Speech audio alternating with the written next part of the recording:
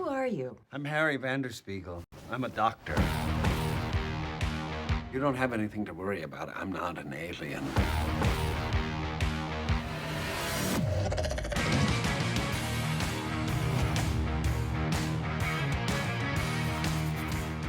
All right, look, that's one creepy son of a bitch, right? It's okay for people to be a little bit different sometimes.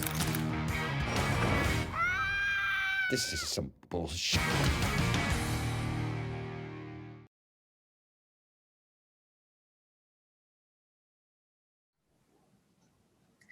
Hello, everybody. Thank you so much for tuning in. This is Dark Horse Comics back again. It is Wednesday, which means it's New Comic Book Day. New books and new comics are available at comic shops all over the place. And we are here to focus today actually on Savor, which is a trade paperback that is out now at both comic shops and bookstores. And also another young adult middle grade book that is going to be out in April, actually, which you can pre-order now, called Earth Boy. And so we're going to talk with all of the creators on both of these books today. So I'm very excited to welcome our special guests. I'm going to go in the order of my own view here. So let's start with Neil Kleid. Hello, Neil. Hi, thanks for having me and us. Yeah. Thank you for joining us. Can you tell us a little bit about what your role is and which book you work on?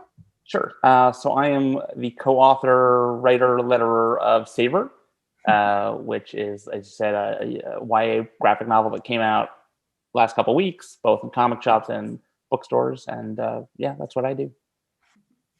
And next up, we have John. Hi, John. Could you introduce yourself to the people?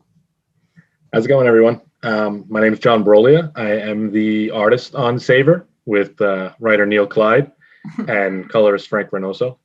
I'm the guy that makes the pictures and gives you all the visuals. Well, thank you, John, for joining us as well. And you know who's next on my lineup here is Frank. Hi, Frank. Hello, how's it going? Thank you so much. Yeah, thank you for joining us. Sorry, go ahead. We're gonna talk at the same time. We're just gonna do that for the whole show. But thank you so much for joining us. And you work on the Savor team as well. Yeah, as a colorist. Adding colors to John's amazing line work and bringing to life Neil's amazing ideas. Well, we're excited to show you more of the interiors of this book too as we chat today. So stay tuned for that. It's going to be showing up here on our stream. Next up, hello and welcome to Ron Chan. Hey, Ron. Hi. I am the artist on Earth Boy. And Ron has joined us on a previous stream. Some of you regular viewers might remember the Plants vs. Zombies stream we did a few months ago, where Ron also did some art from the Plants vs. Zombies comics. Mm-hmm. Team PVZ is now doing our own book. Right. Yeah, that's right. And of course, last but not least, then we have Paul Tobin. Hi, Paul. Hello, and I'm the writer on Earth Boy. I'm the one that tells Ron there's going to be like 16 panels on a page and spaceships everywhere and aliens. So, and I also write all the Plants vs. Zombies comics. And work often with Ron, who is my favorite artist to work with on Plants vs. Zombies by far. Sorry, everybody else, including my wife. Sorry, Colleen. No, so we do have, actually, that's a great lead into our giveaway today. We always do a giveaway for those of you who are watching live and are participating in our chat. You can enter the giveaway starting now by entering the keyword. We're keeping it real simple this time and straightforward for you because we have a lot of diverse topics to cover today. So just say giveaway, type that in the chat. You only need to enter it once and you will be entered, and we'll draw a winner at random near the end of the stream. So stay tuned. What you'll win is a copy of Savor, which, as I said, is out now. And you also will get a copy of one of the Plants vs. Zombies comics by Paul and Ron. We have a copy of Dynamite in hardcover for you. The reason for that and not Earth Boy is because, as I said, Earth Boy is up for pre-order now. It's not quite out yet, and I don't want to make you wait until April for your prize, but we are excited to show you some of the interiors of Earth Boy as well today. We have some preview pages so you can see what it's all about and hopefully tell all your friends and pre-order from comic shops. One other thing for folks watching at home, if you are in the live chat, you're also welcome to ask any questions you have about these comics to all of our guests here today. Just drop those in the chat and our moderators are in there with you and they'll pass those on. We'll answer what we can today.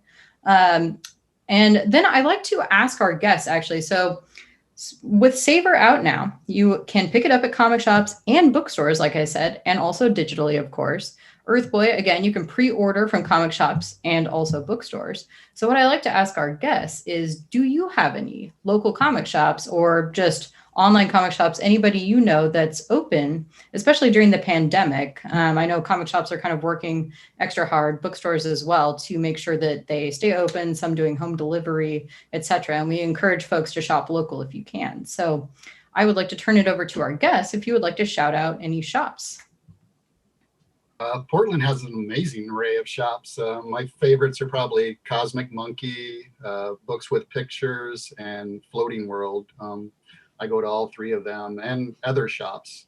I can remember the other day someone talking about they have to drive 2 miles to get to a comic store. And it's like, well, without the pandemic, I think there are 8 shops I can walk to. So that's actually part of the reason I live in Portland, Oregon. That's part of the reason I moved here is the comic environment. We're positively filthy with comic book people. Filthy with comic book.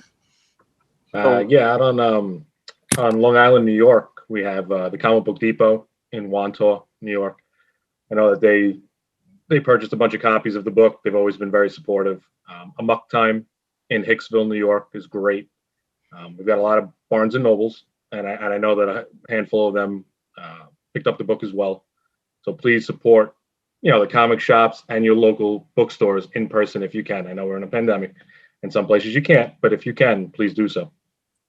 Yeah, we've got a pretty fair amount of comic shops here in North New Jersey. I always shout out my local shop, which is A&S Comics in Teaneck, but there's also the Joker's Child. There's Eastside Mags in Montclair. But I'm also, I've got another hometown in Detroit, and I always shout out Green Brain Comics in Dearborn. It's one of my big shops that I go to whenever I'm back home. I've never been to Green Brain, but I like those guys a lot too. Yeah, Dan and Katie are amazing. They run a really great shop. Yeah. Did you want to add any more, Frank? We got quite a lot up already. Oh, I haven't actually, it's embarrassing. I haven't been to comic shops since the pandemic and stuff. I've been working all this time, so yeah. That's fair. That's very fair. But yeah, out of your house, Frank. Get out. No, he hasn't left that one spot where he's been the when there's a entire. Barnes and Nobles here in Park Slope in Brooklyn. So yeah. I think they have copies. Actually, I went around and searched. we actually went to the Barnes and Noble in Paramus near us today to get out of the house with my kids who were on winter break, and they had a copy of Savor, and we actually put it like right up front to give it like prime position. He just went through in front of it. Yeah. Nice. Go check my Instagram. There's a nice picture of my kids pointing to it. He taped it to the front door of Barnes and Noble. It's right on the front when you open the door. Exactly. Put it up by the cash wrap, I actually just stood up at the register for half an hour. I'm like, copy. I used to work at bookstores for a long, long time, and it's fun when we have authors or for graphic novels too. Artists come in and actually want to sign the books. Then we can display them, with a little extra incentive for people. So hey, I think you're doing a good thing. You're helping draw attention. And if those Barnes and Nobles sell out, then maybe they'll order some more. So for those of you who are watching along with us today, we did just shout out a bunch of specific comic shops, but if you need help finding some in your area, we also recommend the Comic Shop Locator tool. It's comicshoplocator.com. Pretty easy. And it does work outside of North America too. So if you're in Canada or Europe or elsewhere, just check the outside of North America area. Here's my cat Rex. He always invades the stream. Say hi, Rex. So he's here to help support bookstores. Also, shout out for bookstores. If you need some help finding bookstores in your area that are open, maybe have some websites you can order from too. If you do need to stay home during the pandemic, indiebound.org is another good one that I recommend for finding bookstores near you. And we'll drop some of those links in the chat as we go along today as well. Rex might be entering the chat. He just walked on my keyboard. Please stay over there. And without further ado, like I said, remember, enter the giveaway in chat now. Keyword is just giveaway, keeping it real simple this time. Enter your questions, if you have any, for us as we go along about the comics. And let's dive into these 2 young adult graphic novels. As I mentioned, we have guests from 2 different comic creative teams here today. And so first and foremost, do you all know each other? Have you met before? Has Team Savor met Team Earth Boy ever? We have Like it's a not. baseball game. It's like Paul, I think we met each other maybe once at a convention in passing. You were signing, and I just kind of walked by and said, like, "Hey, Paul," and that was like the 5 extent times of our meet. to remember. Man, we've gone out together to bars and stuff. Come on, man. I honestly thought you were Brian Michael Bendis. Sorry. I do too. Yeah, I've known Neil for a long time, but mostly, through internet, Twitter a lot. We talk writing now and then, email back and forth. It's fun. But yeah, John and Frank are Ever since the restraining order, yeah. Yeah, the third one especially. Yeah, Right, the third one. That was the one that just stuck. It really That's the one that stuck. You learn a lot of secrets on these streams, folks. Yeah, but I think that happens. I think that happens with a lot of people in the industry. I mean, we were just saying, I know we're talking like between the 2 teams, but even within the team itself, as we kind of got started, this is the first time I've actually visually seen Frank in my life. Mm-hmm. Frank, we've worked on 2 books now, and we've never actually met. So that happens, I think, a lot in the industry. You have a lot of these email or internet or conversations and relationships that you build up, and especially now that there's no conventions, it's tough. I work with a lot of like creators from Spain or Italy or France, so like I'm maybe never going to meet them. It's kind of strange. Yeah. Right. Yeah, conventions were really our outlet to actually meeting and conversing with people in person, to actually getting out of the house. But typically we're all introverts. Typically we're all stuck, and we're all workaholics. So we're all stuck inside our little offices, our little basements, and this is what we do. Yeah, I don't know that we're all introverts. I know a lot of like really extroverted artists, especially, but we are all stuck with our schedules and our deadlines. So whether or not we're extroverts or introverts, we're working. I find it's hard to maintain any kind of work-life balance, like especially now that I'm working from home, because I'm always here and I'm always kind of plugged in. So it's almost too easy to always be answering emails or always be thinking about comics, basically.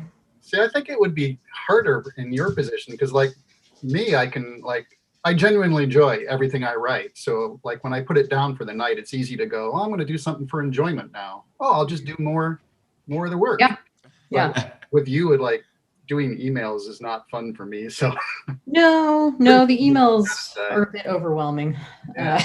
But yeah, it's. I think this has actually come up on panels that I've been on too at conventions, where when you do something that you love, which most of us who work in this industry do, it's always kind of hard to maintain any kind of work-life balance because, like you said, I'm going to go do something fun. Well, a lot of my friends are comics people, so we're going to end up talking comics even when we're playing Vampire the Masquerade or something.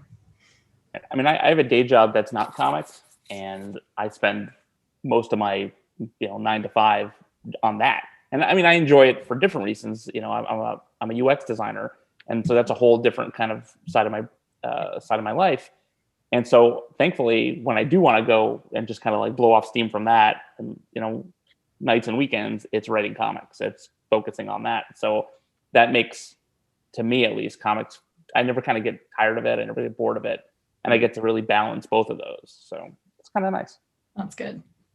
Yeah, it's my hope that these streams, I mean, as people were just saying, this is kind of the only time that we get to see each other, not just during a pandemic, but also because a lot of times the folks who work on comics live in very different places. I mean, we had a recent stream with the Seeds creators, and David Aja lives in Spain.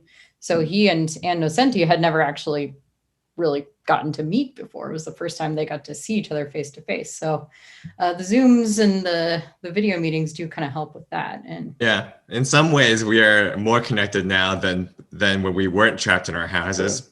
Yeah. Interesting. And hopefully those of you watching at home are, enjoying it too. You get to see and hear from a lot more of these comics creators that we get to work with. Whether I know like some conventions are difficult to get into now. I know San Diego sells out like every year. So this is hopefully something that you can enjoy from home and kind of get that insider look at the comics goings on, even when we don't have in-person conventions. So thanks again to all our guests for taking the time to do these virtual meetings. Hopefully you have fun too. So I know most of you, if not all of you, do have some other comics experience. Are the books we're discussing today, Savor and Earth Boy, are these your first young adults? And what is your process like working on a young adult title versus others? Well, I've done a lot of young adult. It's sort of one of my fields. Both I do like middle grade novels, young adult graphic novels. There's Bandette, which I consider to be kind of young adult, or I honestly, like, everybody wants to say, well, what makes middle grade or what makes young adult? But to me, it's what I exclude. Like, I'm not going to have like a whole bunch of like horrible violence or sexy times or anything like that. But otherwise, it's pretty much just the same writing. And honestly, I write pretty much everything I write for myself. So it's funny because this is my first young adult book. Everything I've written before this has either been really geared towards adults or something, as Paul said, something I wrote for myself, very dramatic, or, a mob book, or a superhero comic, which, I don't know, kind of rides the line, but is not really young adult. So Savor is really the first one.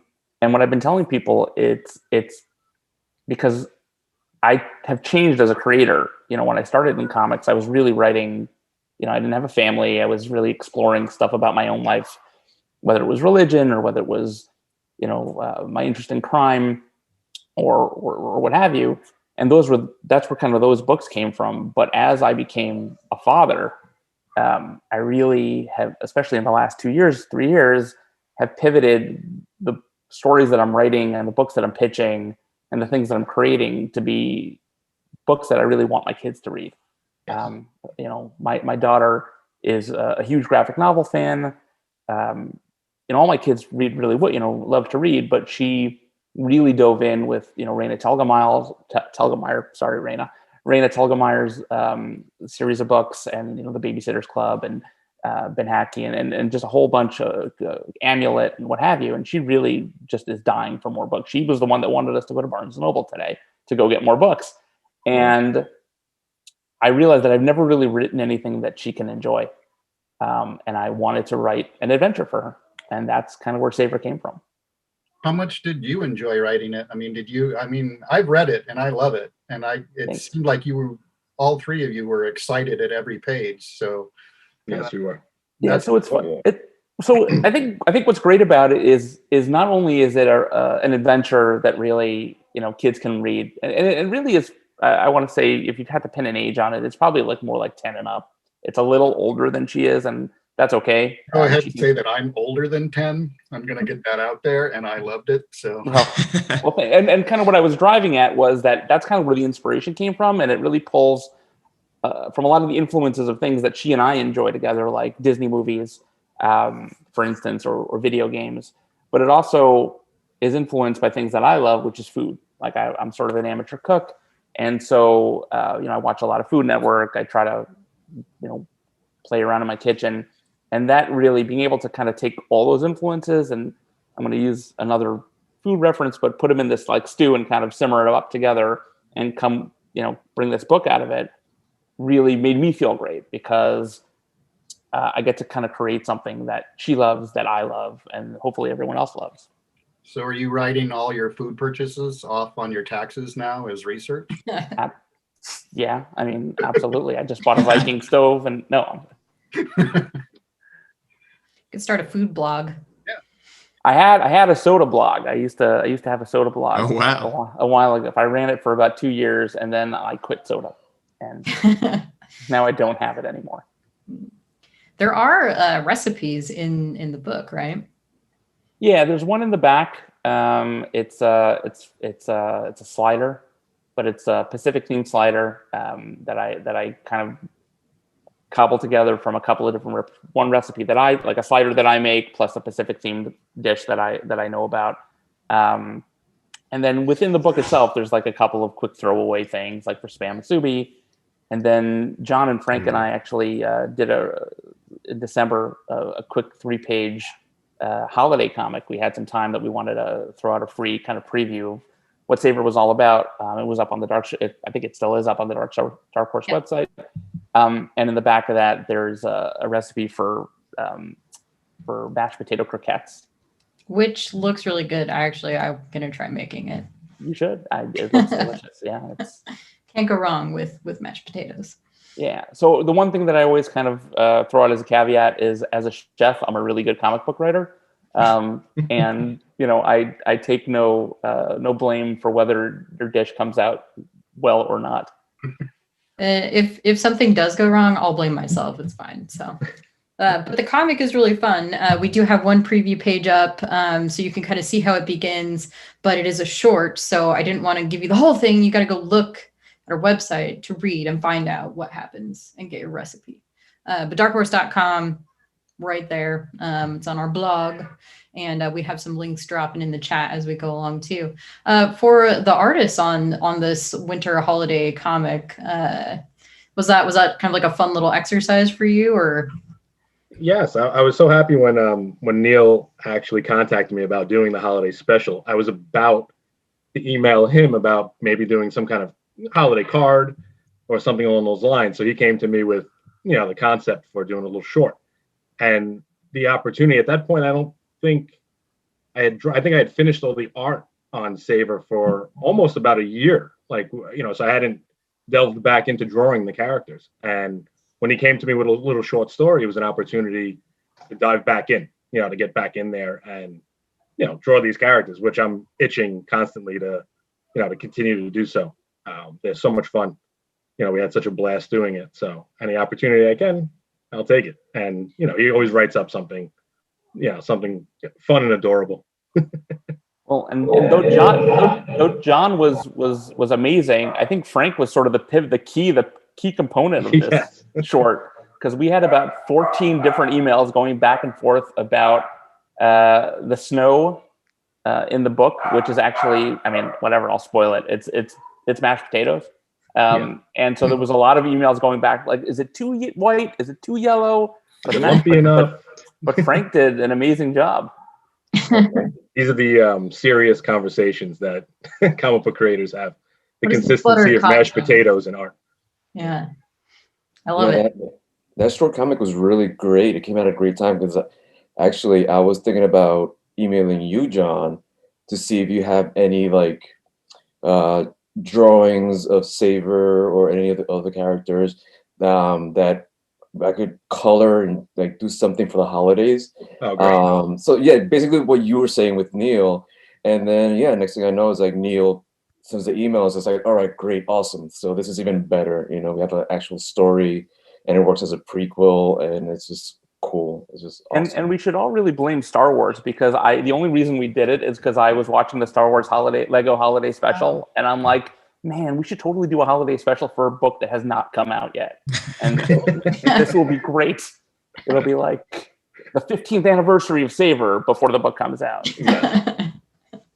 I haven't watched that Lego one yet, but I have watched the classic old Star Wars holiday special. There's something. Sorry about that. I actually saw it in a theater here. The Hollywood Theater does replays of older classic, not so classic movies, and so that was a fun kind of like Heckle Vision thing. Anyway, the holiday comic is really fun. It's short, and I think it was a great thing to do. It helped us kind of get the word out about the book, and hopefully get in front of more people, and gives a good introduction to the characters and what it's all about, which is in fact my next question I'd like to ask you all. Both teams, Team Earth Boy, Team Savor. I feel like maybe we should come up with better team names, but can you give us kind of the basic summary and or elevator pitch for your book so folks kind of know what it's about? I'll keep going because just we're kind of on Savor. So real quick pitch is that Savor is about an adventuring chef named Savor. And she basically leaves her island home for about 6 years to learn how to cook and fight. And when she comes back as this really trained, adventurous, warrior chef, the island has been taken over by a band of demon pirate chefs. And she has to travel the island and go through and face 5 deadly restaurants to find and assemble the pieces of the ultimate knife and use it to basically win back her island home. It's kind of a mix of Top Chef and Legend of Zelda and a little bit of Moana. It's this, like I said before, it's a nice stew of various influences. But that's kind of what it's all about. A lot of fun book. We hope you like it. It is. It's a really fun adventure. So. Thanks. Earth Boy is about Benson Chow. He's from Earth, and it's a future story. And there's a group called the Galactic Federation, and they run the Kairos Academy, which is the Galactic Rangers. And Benson wants to be a Galactic Ranger. He wants the glory and the thrill and the adventure of it. But nobody from Earth has ever been accepted because Earth is a small backwater country or planet.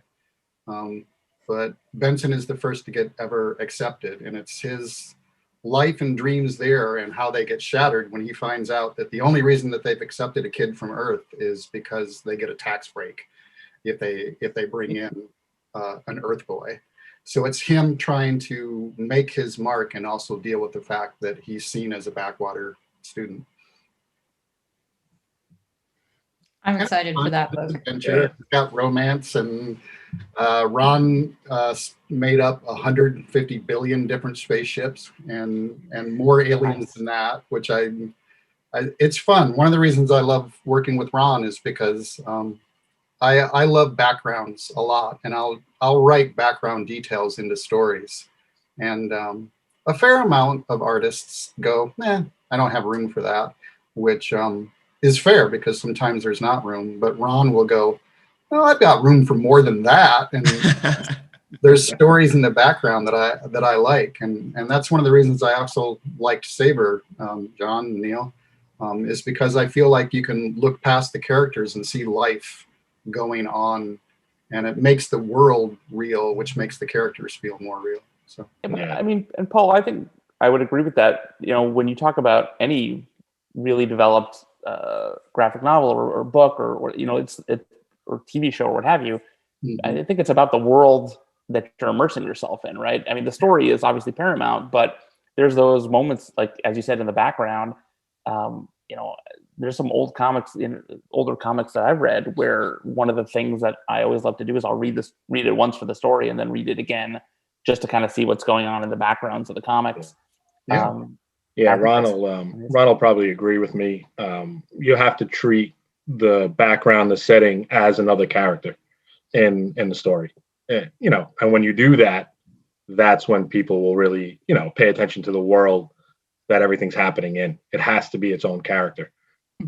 Yeah, it was fun. Yeah, coming up with sort of the environments that I got to just have free reign on. We're creating brand new sci-fi canon. There's no constraints really, and I was just like, it's draw whatever, draw weird mushrooms, draw this alien that looks like a crab. It doesn't matter. That's great. I liked how you designed so many different aliens and then had to design like spacesuits for them and armor for them and things like that.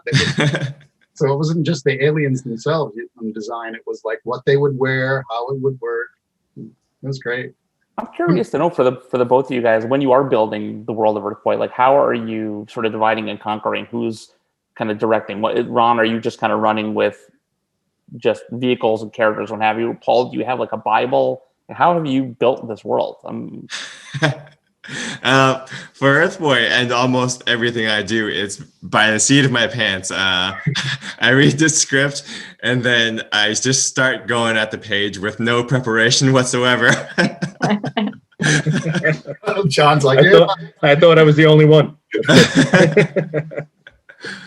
I often describe like types of things I want to see and like lean in this direction and things like that. But I also try to remind myself that I'm really going to describe a character or a spaceship or something once, where the artist is going to be drawing them again and again and again and again. So it's cruel to say, oh, this character has this massive amount of tattoos, of intricately detailed tattoos. Yeah. That'll get sent back in the email of, hey, I quit. You know, I'm not getting again and again. Every time I have a character that's tattooed, I try to have the tattoo in a place where clothes can, like a character will take off their shirt and you'll see this immaculate back tattoo, and then after that they wear a shirt for the rest of the series. I think I want to say Jimmy Palmiotti might have given me that advice, where he said, if you're designing a character, remember you have to draw this character over and over and over again, and keep that in mind when you're designing costumes and armor and, like you said, body tattoos, and just keep it all in mind that this book can go on as a series, and you're going to be spending a lot of time on this. Yeah, it's fun. Like before the stream started, we were all talking about pouches, and the 90s was all about characters with pouches, and it's like you have to draw those pouches again and again and again. But you look at it and it's like most 90s comics have like no consistency of pouches. It's like 12 and then 30. The next panel, it's like one down here, and it's like they just was like, I don't know, pouches have pouches. Yeah, they do. It's like pouchception. It's funny. Pouches are canon. Yeah. Somebody somewhere knows which ones are canon. It's not me though. I think that's a really interesting point, and I wonder what you all think about. So with the detailed backgrounds, that does give you a lot of other things to pay attention to, and the eye is drawn to those things. But you can also kind of have fun when you're reading a comic looking for those things. Like I'll maybe read a page once and I'll absorb the dialogue and maybe the main action, but then a really well-designed comic, I find myself reading it again to look for all those extra details. And I feel like that's a really good thing to do and to pay attention to for young adult books, especially for younger readers. Kind of reminds me of like Where's Waldo a little bit. Oh, sure. Absolutely. Some of my favorite books, and I mean these are not really young adult books, but Alan Moore's Top 10.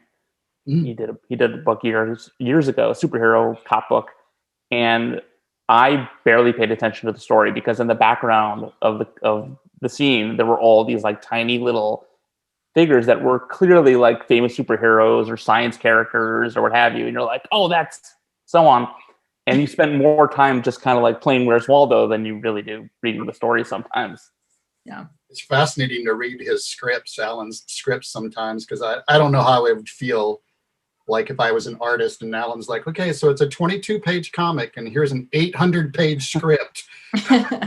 Just read through, and it's like, oh, he puts in so much detail. There's volume 1 of the script. Yes. There's volume 2. Yeah, as a colorist, it was really interesting.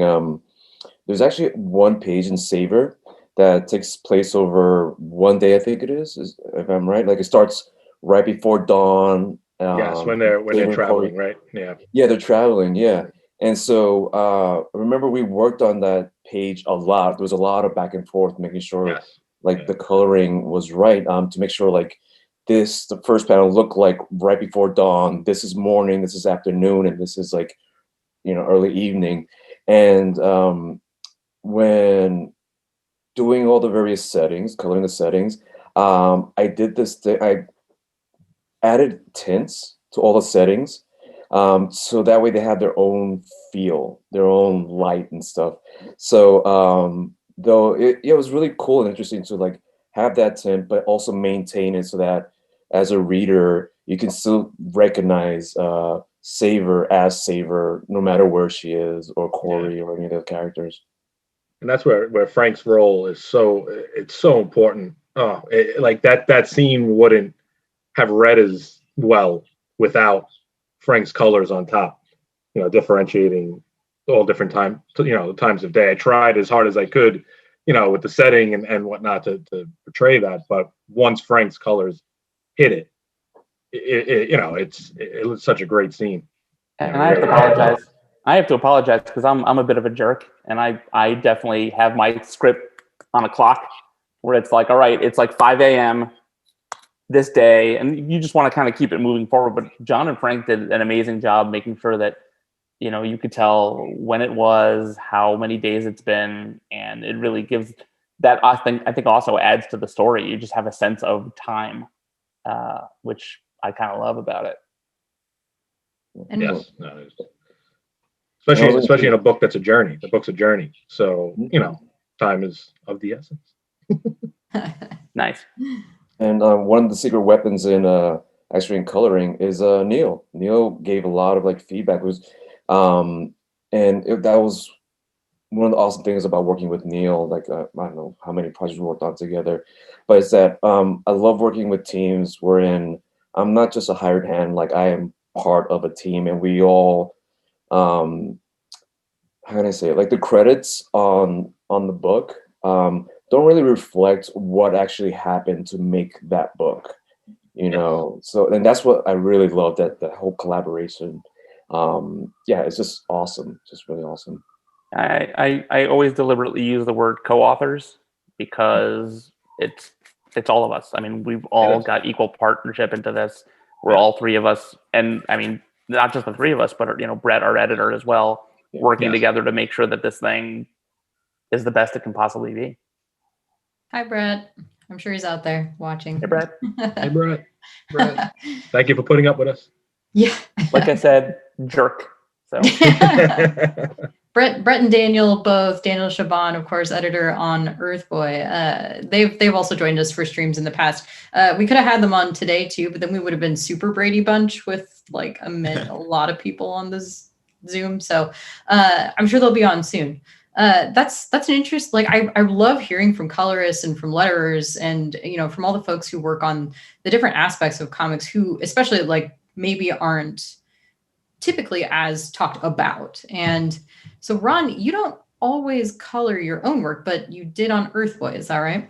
Correct, yeah. On the Plants vs. Zombies comics, I was just doing the line art. We had separate colorists, mostly done by Matthew Rainwater. Later added other colorists to the project. On Earth Boy, it was just me and Paul. That's it. That's the whole team, and our editors.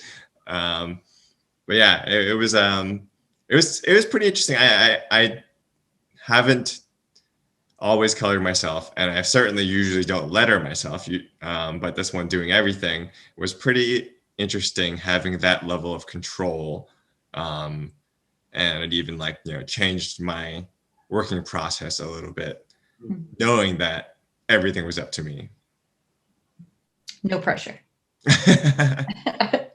But I get to be a control freak over it, so It's kind of fascinating for me because I work with so many letterers, and this is the first time I'd seen something that you lettered, and you actually made far fewer, I had to make far fewer corrections with your lettering. You were the best lettering I've ever had, with this time with the exception of my wife, Colleen Cooper. I think, I think part of that is one, I just read all of Nate Picos's letter mistakes not to make lists, and just and try not to make any of those mistakes. And also I was talking about how doing everything myself changed kind of the order in which I was doing things. So I would actually my step by step was I would read the script and then do just the panel borders, no drawing in them, just the panel borders. So I plan out where I want the panels, and then I would letter those panel borders before I do any drawing. And then I go in and I draw, kind of knowing exactly, how much space I need for the letters. So there's, you get a lot of synergy there when I can plan my drawing around exactly how much space I have. Yeah. Do you plan on continuing that method on new jobs? Is that going to be your method from now on? It depends. Depends on the project. Yeah, I mean, it's always job dependent, but I'm not, I'm not above just letting somebody else do it too. Yeah, the thing about being a control freak, my wife, Colleen Coover, is an artist, and she's a control freak on every aspect. but she's also found out that Control Freak takes more time. Mm-hmm. So she's learned to let some things go. This page we have on the preview, that 16 panel page that was just up.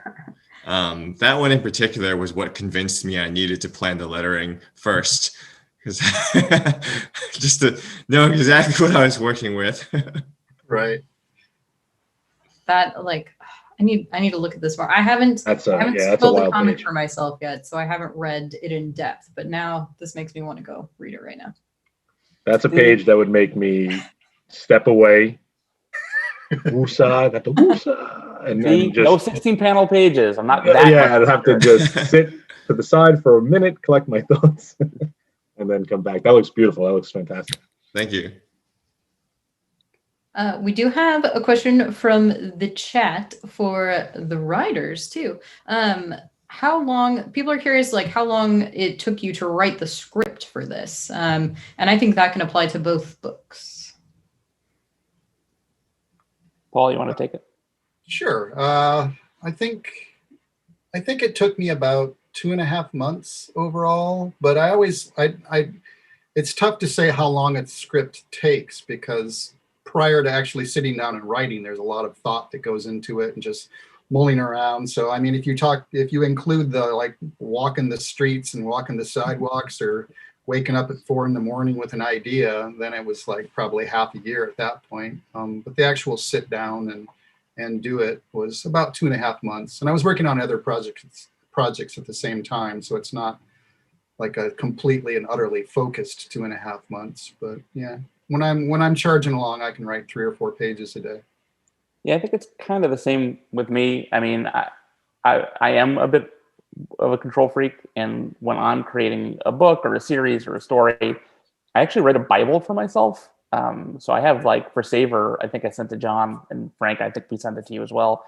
It's like a 20 to 30 page just rambling Word document that has like all the characters, the restaurants that are in the book. There's like a history. I really just like make a lot more work for myself just so I understand like where all the pieces are.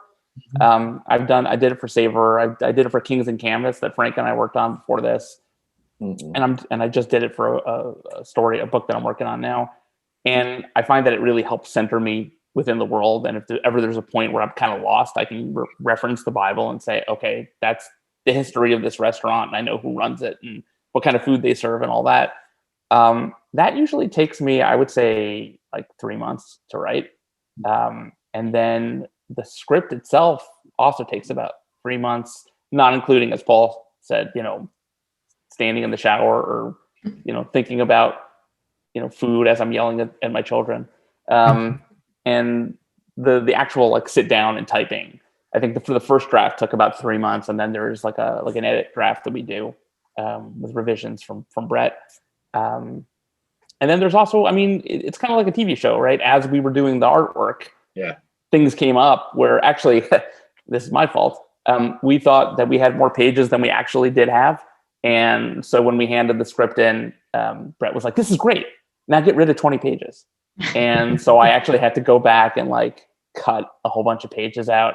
And as we were kind of going through it, even then, it was like, all right, we really need to change what's happening here because this is not working or whatever. So it's really like a TV show up till the page is drawn and done, you're still kind of writing. Yeah. And even after that, sometimes, right? Sometimes you receive the art and that might change dialogue or it might change, stuff in that aspect. So, yeah. The nice thing about Savor and also the book that I'm kind of working on now is that I'm lettering, as I'm doing the lettering myself. So sometimes when I'll get a completed page, like I did from John and Frank, and I'll try to kind of lay out the balloons on the page, the dialogue. There's a moment where I'm like, this is a really wordy, panel or caption. Can I rewrite this so it's not taking up too much space and not really covering the art? And that was really great to be able to sort of edit on the page and kind of show it to Brett and say, does this work? And invariably it was like, yeah, that seems a lot cleaner. And we've kind of touched on these a bit here and there, but I think especially for the Earth Boy team, can you talk a bit more about how your project came together? And then kind of for everybody, for both teams, how did you end up becoming a team? Like how did your book, book team form, I guess? Well, Ron and I had worked a lot together on Plants vs. Zombies, and we're friends. And I really like working with Ron. And then that was Plants vs. Zombies is with Philip Simone at Dark Horse. And then Daniel Chabin, who's another friend, was like, you guys should do a creator-owned book together. And it was like, Daniel, you're right. Yeah, for the audience, Philip and Daniel are both Dark Horse editors. Yeah. And this book exists because Daniel asked us for it. Yeah. But sounds like Dan. It was sort of like a golden ticket ask, and that he's like, whatever you want to do, just go ahead, and I'll get it okay. So I kind of had this Earth Boy idea in my head, and Ron, like I've talked about, is so good at drawing like anything. And Ron, had you been doing like the Mass Effect drawings at that point? I mean, yeah, I'd been a huge Mass Effect fan for a while. Yeah. And did a lot of fan art stuff. And yeah, when you first sent me the sort of overall idea of this one human kid at a alien academy, my joke was like, Paul, are you asking me to draw Mass Effect High? Because I will.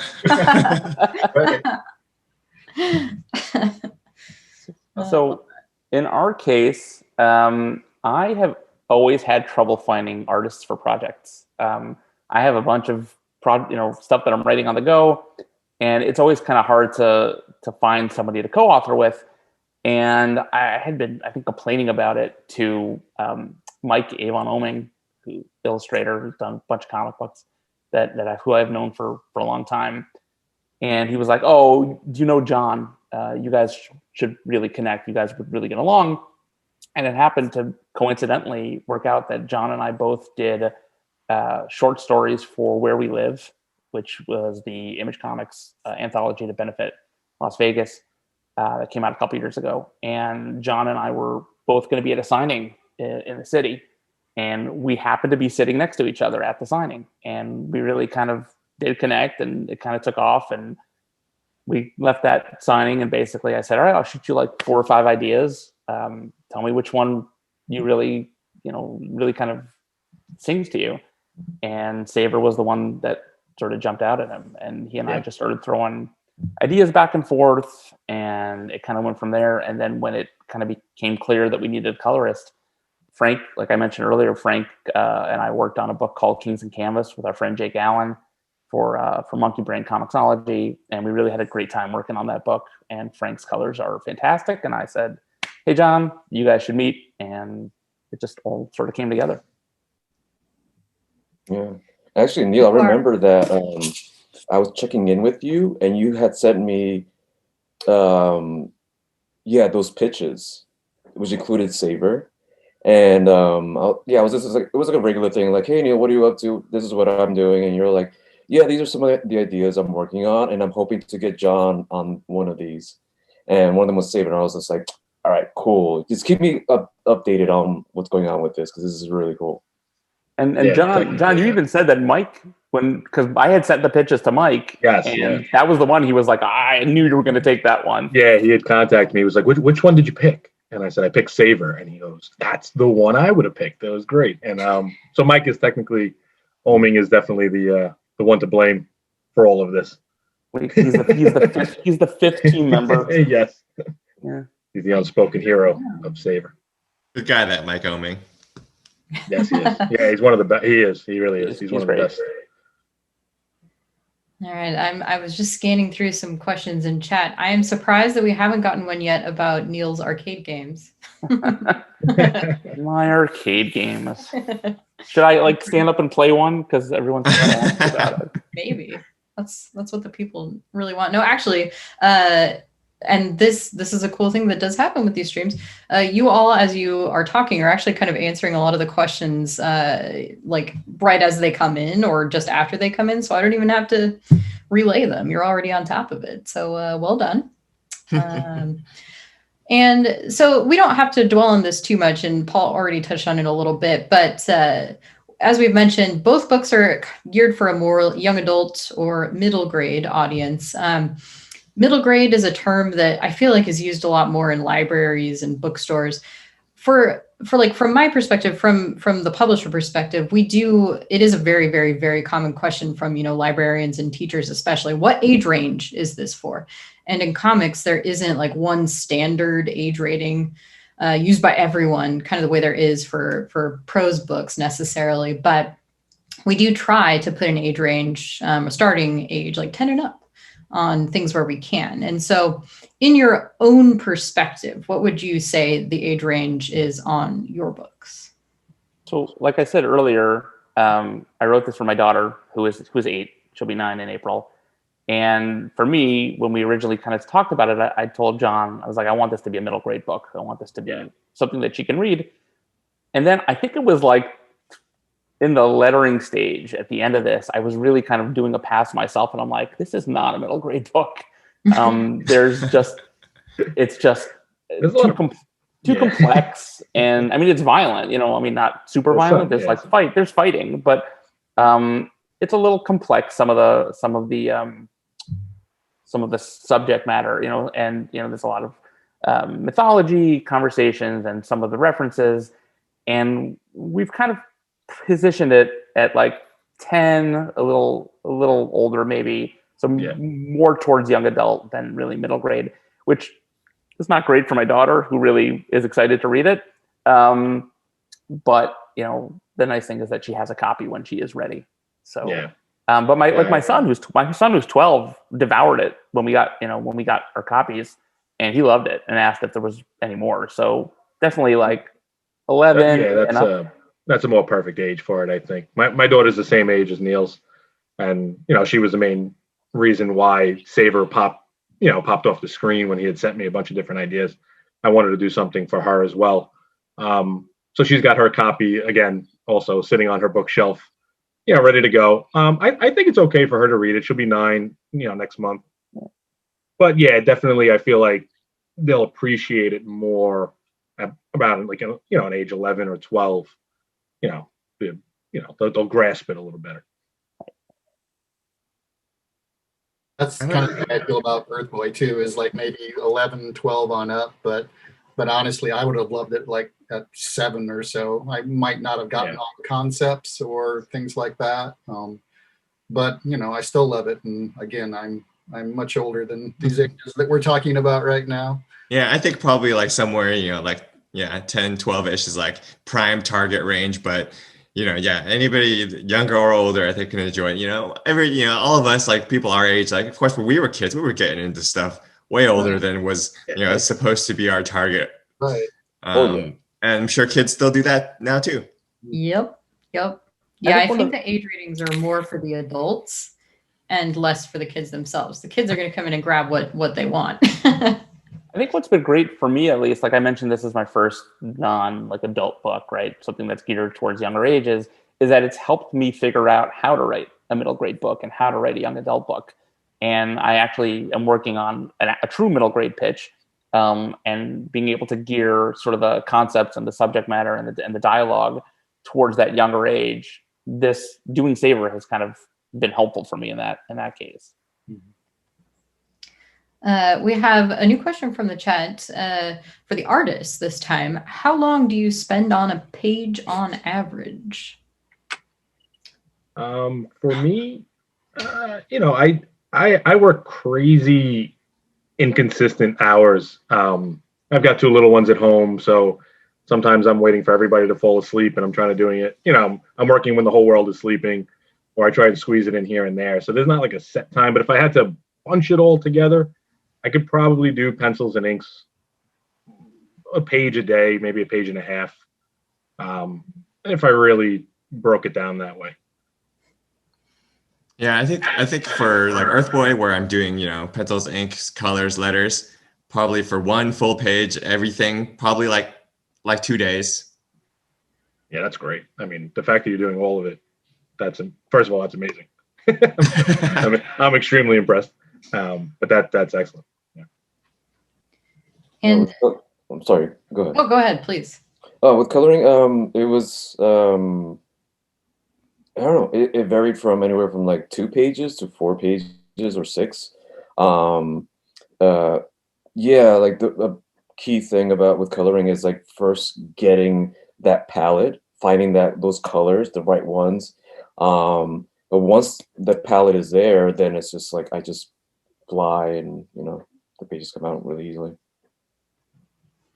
I was just going to say that brings me to another related question, which is, artists, did you work digitally? Like, what were the tools you used for these books? You can't get right. Okay.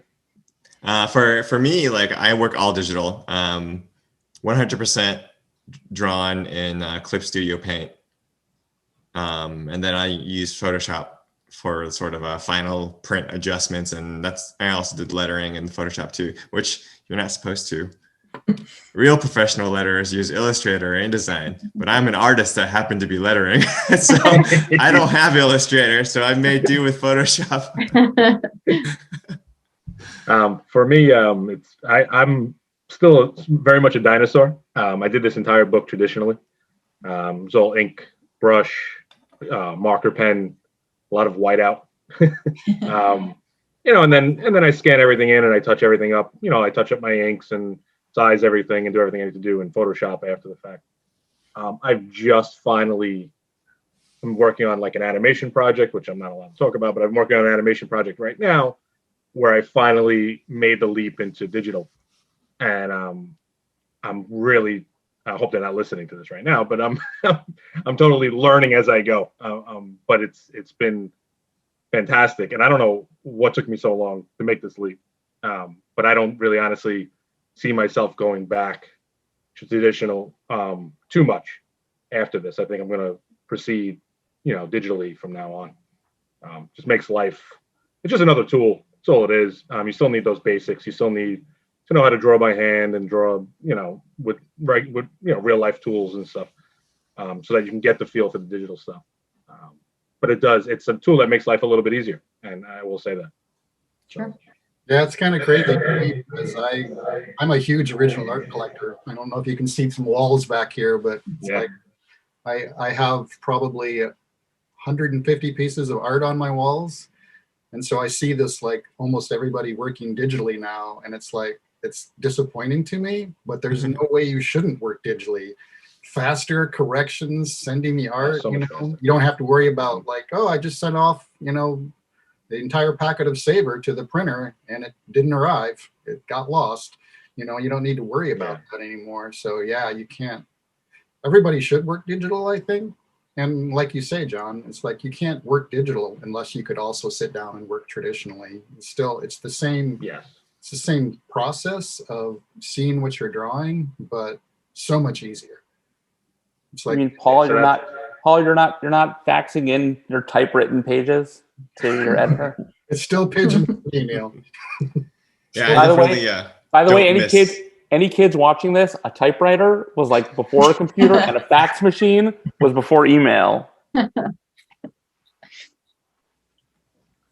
expect hand calligraphy, Paul. You do not want to see my handwriting. There are some tales of like, scanning in, say, I mean, imagine like Mike Mignola's or Frank Miller's original art, right? And how much ink is on that page, and then scanning that in, just gumming up the scanners and then having to clean it after each time. Well, how about Frank, did you want to add anything about your tools? Yeah, absolutely. Bouncing off what John said, and also Paul reiterated. Yeah, I use Photoshop to color, but I do actually paint with actual traditional paints like acrylics and stuff. And it's with the actual painting and the analog paintings that I get to experiment a lot and try stuff out. And it helps me, I don't know, it just gets me into this like mindset that on the one hand is kind of like a break from the digital, and at the same time feeds into the digital. and yeah, they just both work with each other, and it's just I don't know, like a symbiotic or whatever synthesis. Yeah. I've seen a lot of artists, friends of mine, who took that leap and went fully digital, kind of almost came back halfway. They do a sort of hybrid where at least their roughs and their pencils, their blue line, will be digital, and then they'll actually print that out and then light box the inks by hand on top of it, and then scan it back in. I know Mike Oming does that. I know Elsa Charterier, I don't want to mess her name up, but she's fantastic. She's a fantastic artist. She does that as well. So I've seen like a lot of people do that, and that's like a nice hybrid where you still feel like you're working with your hands. My wife, Kat Ferris, who's also a comic artist, her current book, she's doing all of her line art, all of her penciling digitally, and then printing out and then inking and watercolor traditional for the finished page. Yeah, that's great. So I can see myself doing that. That's probably where I'll end up. That's the way my wife, Colleen Coover, does it as well. And sometimes, I mean, I have friends that work on like more mainstream books where they have to make like a decision on digital or like traditional, because if they can sell the pages for like $500, $600, $700 a piece on a 20-page book, you know, you're talking about a sizable amount of money that they could make from having the traditional. But you know, they can produce more, and it's a tough decision in some ways. It is, yeah.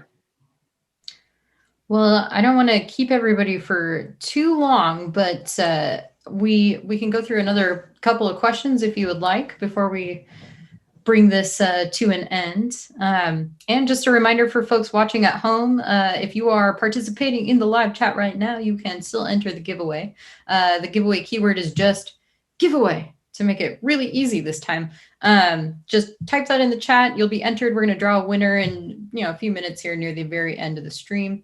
And you will win a copy of Savor, which is out now, trade paperback at comic shops and bookstores and digitally. And Earth Boy is up for pre-order now. It'll be out in April, and you can get it from comic shops, bookstores, and digitally then. But in the meantime, the prize is going to include one of Paul and Ron's other books, because they do the PVZ comics, Plants vs. Zombies. So it's a pretty sweet prize pack. So a fun question for you all, at least I hope it's fun. What are some of your favorite things about this book? Any favorite characters, creatures, environments, something you really enjoyed drawing or working on as an artist or writing for the writers? Okay, go. Again, like watching Ron bring everything to life and the differences he puts in the characters, making the world seem real to me. Because I've never been at a space academy, but it felt like I was walking through one. The characters, he was able to tell the story so much. And I tried to write interesting characters and relationships. And I think each of the characters has a flaw, which I think is important. I think people themselves have to have background or else they don't seem interesting. And Ron brought out the emotions so well. So yeah, the storytelling across it was my favorite, seeing the pages come in. Yeah, I just like drawing the characters interacting, the main characters, like as I was drawing them, I was like, yes, my children. It's fun just having them interact and stuff, and as well as just like not just my main characters, but all the just weird background aliens that I could just design at will, that oftentimes on a page I didn't even know what they were going to look like until I drew it. So I think what was great about Savor, besides seeing like amazing art just roll in from these two guys, which every day feels kind of like a blessing, being able to really put myself in a headspace, writing a legacy. Like a lot of my books have to do with legacy, but it's always been kind of the legacy of like a son up, like to the father. And this was the first time that I got to really like think about like father for a daughter, and just kind of being able to put my voice into that character, to like if this was my daughter as a character, what would be her hopes, her dreams, what would I want to tell her about like the value of having a good story and having responsibility and being able to kind of really just change the way I was thinking as a writer was really inspiring and valuable to me. But I think John will probably disagree with that and say that the thing that I loved the most about this book is the constant food puns I got to put into it. Which there are many. If you read it, it's just an array of awful food jokes, That kept me laughing. as character names or as the type of food fighting that was done, and that was actually kind of a blast. For me, like my favorite part drawing this book, you know, as comic book artists, we always get tons of action. You know, there's always tons of action to draw in books, and that's so much fun. But no matter which book you're working on, pretty much you're gonna have action scenes. The heartfelt moments, which Neil wrote some really well done heartfelt moments where it really, you know, tugs at the heartstring. And you know, in the book, so that for me, those were the moments I was having so much fun bringing to life. Drawing those really, you know, getting to that part of the script and sitting down and just planning the camera angles and the characters' expressions and how they're interacting with one another in these great moments. Because I'm a cheese for that stuff in film, in books. Like I love the heartfelt moments. So this finally work on a book. I don't think I had really worked on a book that really had those kind of moments in them before. So this was a first for me. So to finally like really make the characters act in these moments was a blast. That was my favorite moment. I mean, when you look at a book like this, like the fighting, the food, the knives, like all that, it's fun and it's, you know, entertaining to have these amazing, visually striking characters and, you know, cool settings and obviously the plot and the action is fantastic. But the heart of it, I mean, are the relationships, especially between the two main characters, the relationships between Savor, who's our lead, and Corey, who's, you know, our second lead. Just kind of watching them deal with the journey, deal with, you know, their own individual journeys, but also their collective journey. I think as a writer, you want to kind of get to the heart of that emotion. And Paul, you can tell me whether I'm wrong or not. But like when you're able to find a story or a character where you can really kind of pour your heart into it and let those emotions kind of play out on the page, thanks to, you know, amazing artists who are able to bring them to life. That's really why we do comics. Yeah, I decree that you are right. That's like, it really it grounds the extraordinary. It grounds the extraordinary. So all that wild stuff that you were just talking about, all the designs and the fight scenes and the mashed potato fights, those moments ground it and make everything believable, you know, and relatable. Yeah, I've read like so many comics that's like fight, and it's like, yes. Or who's going to win this fight? And do I care? Because they haven't given me characters. That's just two people fighting. Is this one going to win or is this one going to win? One of them's going to save the universe. I don't really care anymore. I'm going to read a story about two people going out on a date but having to save a cat. You know, to me, the little soft moments are more important than the huge moments, because if you don't believe in the characters and you don't believe in the world and you don't believe in the emotions of the characters, then you don't care if they save the universe or, you know, save the day. It doesn't make any difference. You have to have the heartfelt moments. How about you, Frank? Any favorites you want to call out? Oh yeah. I mean, so many things. I mean, where to begin? Yeah, the characters are awesome. We're great, and it's really interesting. Like the whole matter of fighting coming up. This Savor is an action adventure, and one thing that I love so much about it is that there's a lot of action or fight scenes that are. It's a food competition rather than hand-to-hand combat. And I thought that was so cool. I was like, oh, yeah, that's awesome. That's a great different device, you know, for fighting. And I was just, I just loved that. I was like, okay, great. Let's, you know, cook-offs and stuff.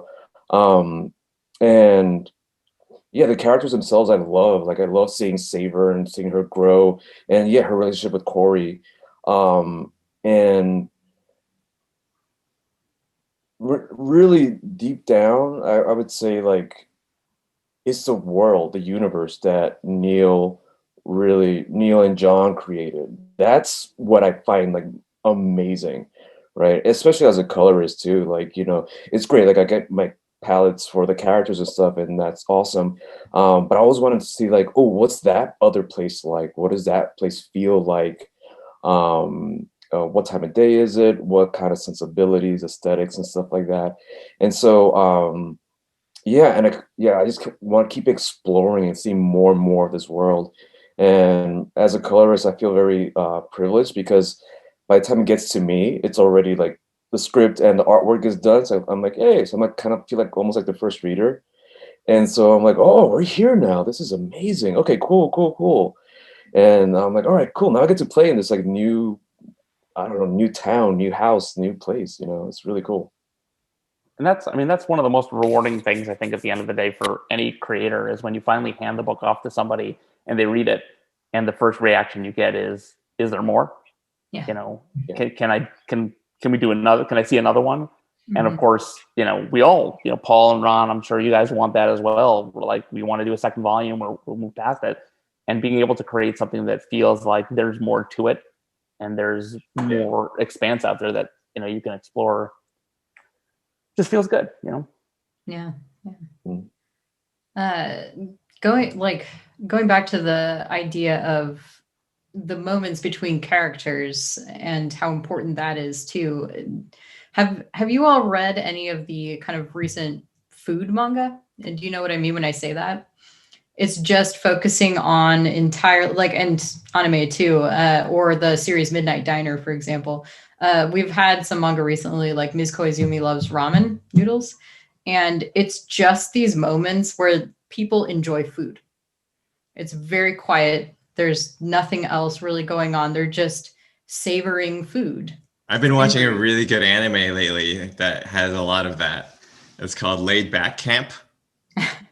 And it's just about these high school girls that get interested in camping, and they just go camping together. And that, of course, involves a lot of them making like delicious like camp food and just enjoying it. Mm-hmm. It's just like very quiet and very focused on like the moment and the people in that moment. And it's so funny because I've been reading a lot of, or trying to read a lot of graphic novels or books out there that are about food, and there's quite a few of them now. And some of them are more, ethereal, more about like mythologies behind food, or, unique stories like, I think Hungry Ghosts was kind of like that. Bourdain Hungry Ghosts was very like kind of its own thing. And then you have a book like Rutabaga, which is more for kids, which is about like also an adventuring chef, which it's different.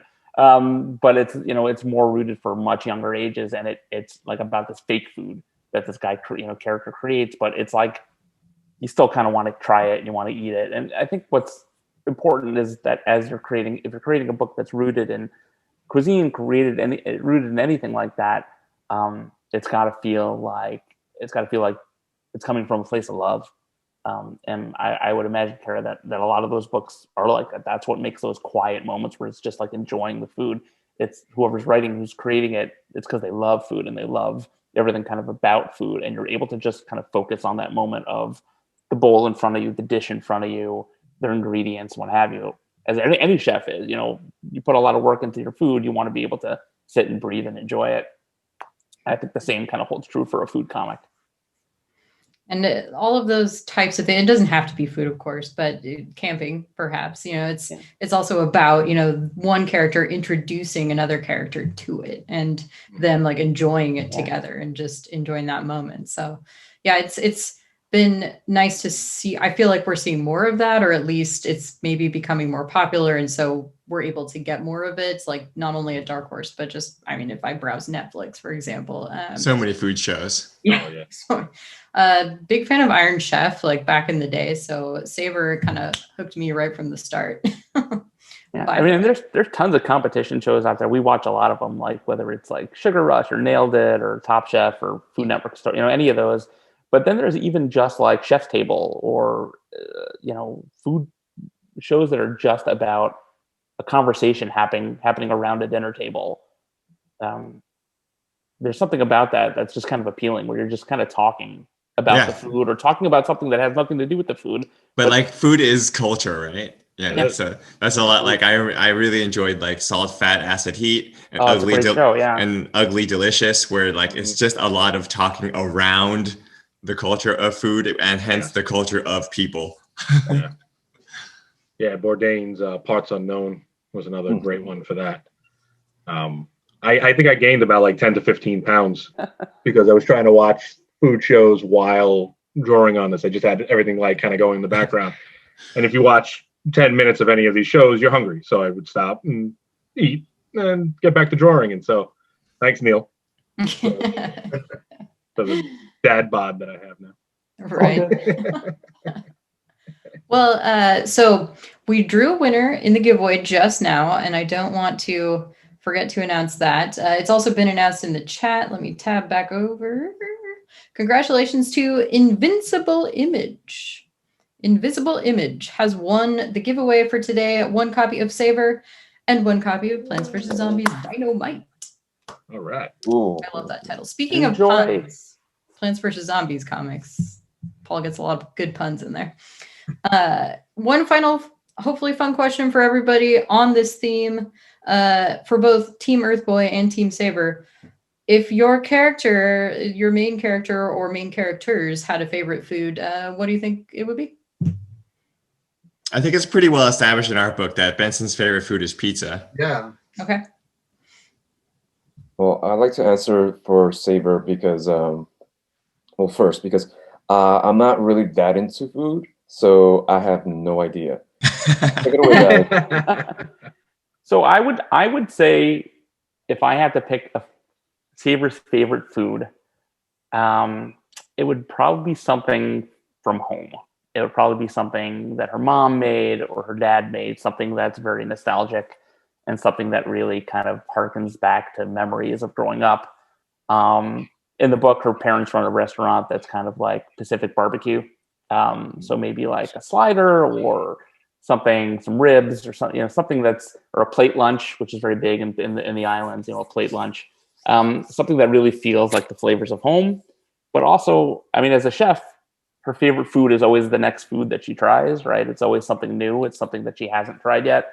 My favorite food changes a lot. At its heart, it's usually always pizza. But there is always that moment where it's just like, man, I just want like nachos, or I just want a really good chili. It really kind of depends on your mood and depends on where you are in life, right? And I think Savor as a kid versus Savor as where she kind of ends up at the end of the book versus Savor where she might be at the end of book 3, I think her favorite food would change. Yeah, Benson, his favorite food is definitely pizza, but he's exploring space too, and there's all these different flavors and all these different toppings. So pizza can be kind of a broad range. That's the great thing about pizza, is like it's still a pizza pretty much no matter what you put on it. So that's another area that he's exploring is the cuisine of space, which sometimes doesn't go well for him, sometimes is okay. I just remember that we do have another food scene. We have pizza scenes, but we do have one other small, very brief food scene in the book that I drew in there. Oh yeah. Is that there's like a flash over to home where his dad is cooking breakfast, and I think the script you had just written, Dad is cooking breakfast. But me being Chinese, I decided he was pan frying up some like Shanghai dumplings. And while pizza may be Benson's favorite food, I bet he misses his dad's dumplings too. I bet so. I'm just glad that there's still pizza at Space Academy. Oh, absolutely. Yeah. It's very important for our future. Well, with that, unless anybody, more favorite foods, floor is open. John, did you want to fight with Neil? Did you disagree? No, I think Neil nailed that pretty well. I'm glad he had an answer because I certainly did not.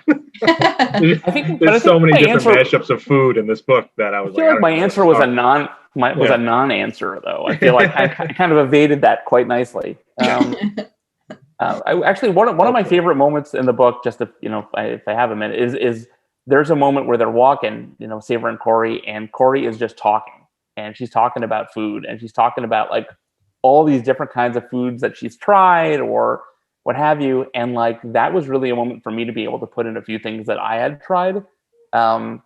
one of them, there's a panel where she's talking about this Yiddish cholent, this stew that she tried, and that's something that I make maybe twice a month, maybe once a month here at home. It's actually a recipe. I have a recipe that my mom gave to me, and it's very like personal to me. And I think, just to kind of tie this back in, I think that's kind of what this book is about. It's about your personal connection with food, no matter where you are in your life. And what was nice is that I got to take a panel and really just like connect myself with it. I've got a question for everyone. I've got a question. Now that I'm starving, because we're talking about food, what's everybody eating tonight? Anybody know what's on the dinner menu tonight at home? That's what I'm trying to figure out right now. As all of you are talking, I'm like, oh, right? what am I gonna... It's only 2:30 here. It's not nearly time for me have to. A ways to go. Yeah, I don't think about it until like 10 minutes before I want to eat. Now you got me thinking, Ron. You got me thinking about dumplings now. I'm like, oh, Yeah. so good. That's the same with me, Frank. I've got some dumplings, so it's probably dumplings tonight. Well, thank you everybody again for taking the time today to talk about food and books, and most especially Savor, out now, comic shops, bookstores, and digital, and Earth Boy up for pre-order now. Contact your comic shops, or you can order it online from most bookstores and bookstore affiliated places. And the giveaway winner has been announced, so congrats once again. We'll get in touch with you. All you need to do is send us a private message, which is a whisper, on Twitch. And if we don't hear from you, we'll message you. And that's about it for today.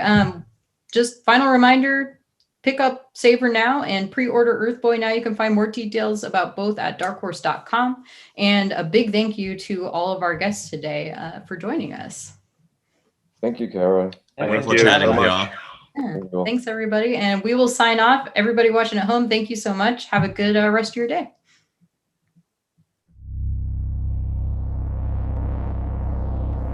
This case goes back generations. Every agent who's tried to solve it has crashed and burned. The case is actually a case, or a box. A box so valuable that wars have been fought over it. Countless people have been murdered to obtain it. Everywhere it goes, death and destruction follow.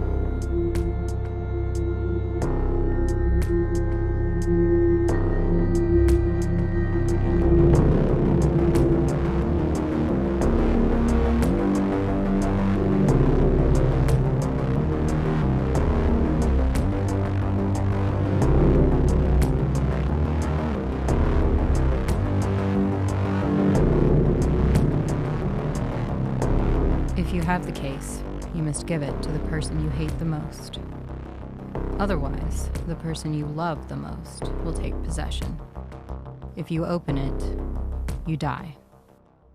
You have 3 days.